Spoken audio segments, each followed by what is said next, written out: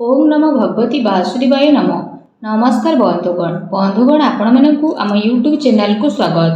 बंधुगण आज भिडियो रे आमे आपण मानकु कहिबाकु जाउछु आपणक पई आज आसंता कालीर दिनटी किपरि साब्यस्त हेबो, ए दुई दिन आपणकु किपरि कटेइबे, केउ सबु जिनिस रे आपणकु फायदा मिलिबो आउ केउ सबु जिनिस रे आपणकु सावधानता अवलंबन करबा पई पड़िबो, आपणकर लव लाइफ किपरि रहिबो, कैरियर किपरि रहिबो, बिजनेस आउ व्यापार किपरि रहिबो, ता सहित स्वास्थ्यर महत्वपूर्ण इनफॉरमेशन मध्ये आमे आपण मानकु देबु।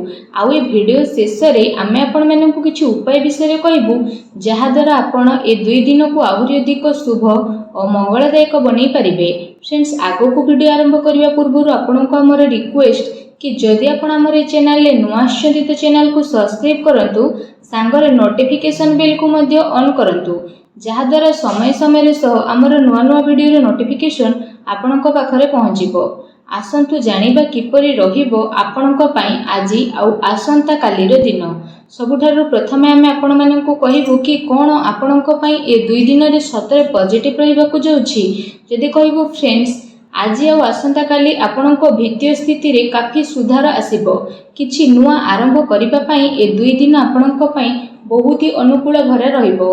आपणकर परिश्रम प्रयासर सार्थक परिणाम आपणक सामना को आसीबो।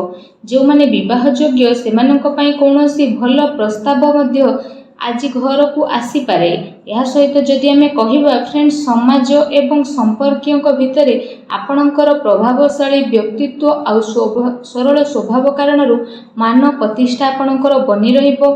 समय किछि मिलाजुला प्रभाव मध्य आपणक पई नै करी आसीबो, किंतु ताहा द्वारा बहुत भल फल आपणक पई बनिबाकु जाउछि।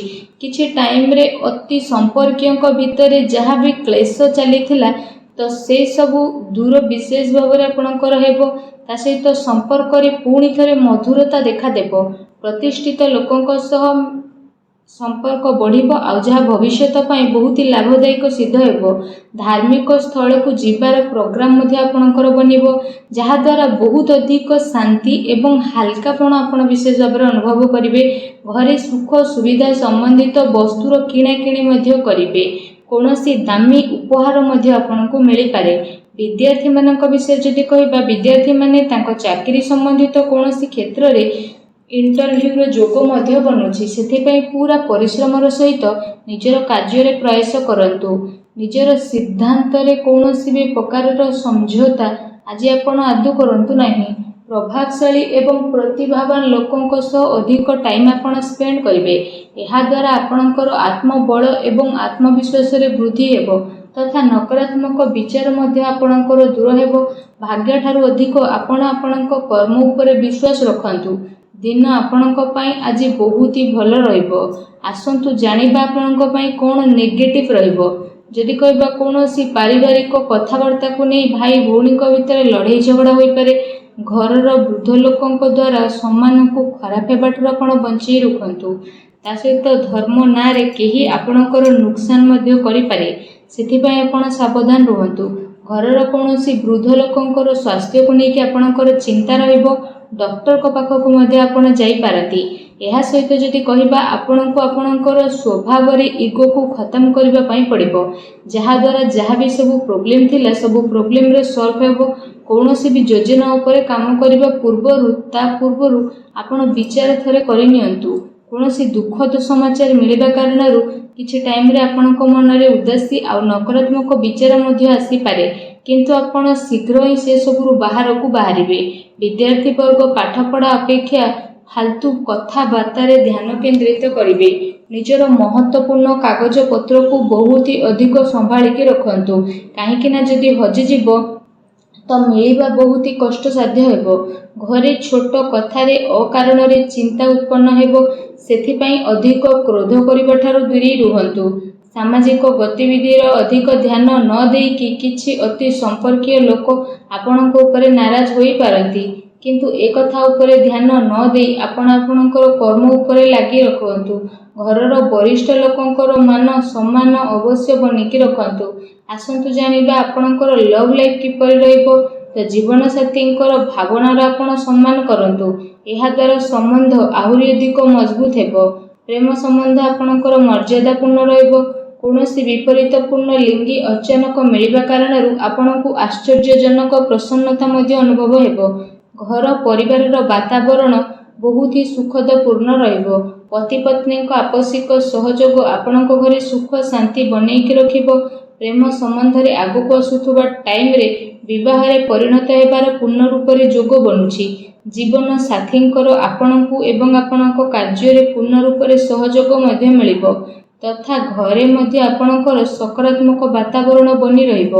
ଏହା ସହିତ ଫ୍ରେଣ୍ଡସ୍, ନିଜର ବ୍ୟସ୍ତତାରୁ ଆପଣ କିଛି ଟାଇମ ବାହାର କରିବେ ଆଉ ଯାହାଦ୍ୱାରା ଆପଣ ଆଗକୁ ମଧ୍ୟ ବଢ଼ିବେ। ପରିବାରରେ ପିଲାଙ୍କ ପାଇଁ ଆପଣଙ୍କ ସମୟ ମଧ୍ୟ ଦେବେ, ଯାହାଦ୍ୱାରା ପରିବାରରେ ଆପଣଙ୍କର ରେସ୍ପେକ୍ଟ ଆହୁରି ଅଧିକ ବଢ଼ି ମଧ୍ୟ ଯିବ। ଆସନ୍ତୁ ଜାଣିବା 2 ଦିନରେ ଆପଣଙ୍କର ବ୍ୟବସାୟ କିପରି ରହିବ। ଯଦି କହିବା ବ୍ୟବସାୟରେ ଏବେ ବର୍ତ୍ତମାନ ପରିସ୍ଥିତିର ପ୍ରଭାବ ବନୁଅଛି। ଧନ ସମ୍ବନ୍ଧିତ ଲେଣ ଦେଣରେ ବହୁତ ଅଧିକ ଆପଣ ସାବଧାନ ହୋଇକି ରୁହନ୍ତୁ, କାରଣ ଧୋକା ହେବାର ସମ୍ଭାବନା ମଧ୍ୟ ବନୁଛି। ଚାକିରି ପେଶା ବ୍ୟକ୍ତିଙ୍କର ଅଫିସର ମାହୋଲ ବହୁତ ହିଁ ଶାନ୍ତିପୂର୍ଣ୍ଣ ବନିକି ରହିବ। କାର୍ଯ୍ୟକ୍ଷେତ୍ରରେ ଯଦି କୌଣସି ପ୍ରକାରର ନିବେଶ କରିବା ପାଇଁ ଚାହୁଁଛନ୍ତି ତ ବିଶେଷ ଭାବରେ ସେସବୁ କାର୍ଯ୍ୟକୁ ବହୁତ ଗମ୍ଭୀରତାର ସହ ଆପଣ କରିବେ। ଏହାଦ୍ୱାରା ଆପଣଙ୍କୁ ବହୁତ ହି ଭଲ ରେଜଲ୍ଟ ପ୍ରାପ୍ତ ହେବ। ଦିନ ଆପଣଙ୍କ ପାଇଁ ବହୁତ ହି ଭଲ ରହିବ। ଚାକିରିରେ ନୂଆ ସମ୍ଭାବନା ମିଳିବାର ଆଶା ରହିଛି। ଏହା ସହିତ କାର୍ଯ୍ୟକ୍ଷେତ୍ରରେ ଅନ୍ୟର ହସ୍ତକ୍ଷେପ ଦ୍ୱାରା କର୍ମଚାରୀଙ୍କ ଭିତରେ ମତାନ୍ତର ହୋଇପାରେ, ସେଥିପାଇଁ ନିଜର ନିର୍ଣ୍ଣୟକୁ ପ୍ରାଥମିକତା ଦିଅନ୍ତୁ ତଥା ବ୍ୟବସାୟିକ ଗତିବିଧିରେ ନିଜର କଡ଼ା ନଜର ରଖନ୍ତୁ। ଏହା ସହିତ ଚାକିରି ପେଶା ବ୍ୟକ୍ତିମାନେ ଅଫିସରେ ପଲିଟିକ୍ସର ଶିକାର ହୋଇପାରନ୍ତି, ତେଣୁ ଟିକେ ସାବଧାନ ରୁହନ୍ତୁ।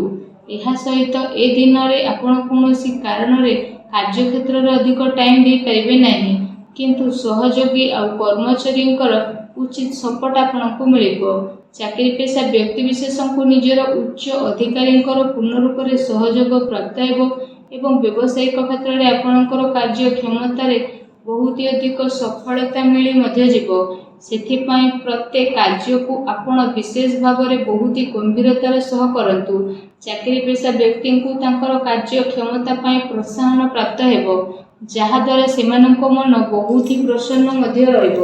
ଆସନ୍ତୁ ଜାଣିବା ଆପଣଙ୍କର ସ୍ୱାସ୍ଥ୍ୟ କିପରି ରହିବ।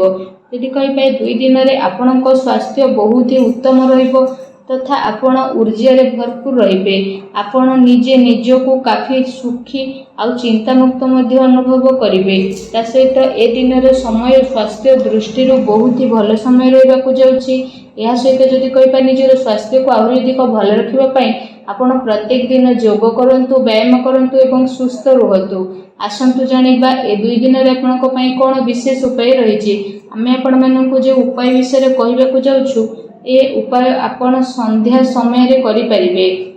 ବିଶେଷ ଭାବରେ ଯଦି ଆମେ ଆପଣମାନଙ୍କୁ କହିବୁ କି ଆପଣମାନେ ବିଶେଷ ଭାବରେ ସନ୍ଧ୍ୟା ସମୟରେ ଘରର ଈଶାନ କୋଣ ଅର୍ଥାତ୍ ଘରର ଉତ୍ତର ପୂର୍ବ କୋଣରେ ଏବଂ ଘରର ପୂଜା ସ୍ଥଳରେ ଆପଣମାନେ ଗୋଟେ ଘିଅର ଦୀପଟିଏ ପ୍ରଜ୍ୱଳନ କରନ୍ତୁ। ଏହାଦ୍ୱାରା ମାନସିକ ଭାବରେ ଆପଣଙ୍କୁ ଶାନ୍ତି ମିଳିବ ଆଉ ନକାରାତ୍ମକ ଶକ୍ତିର ମଧ୍ୟ ବିନାଶ ହେବ।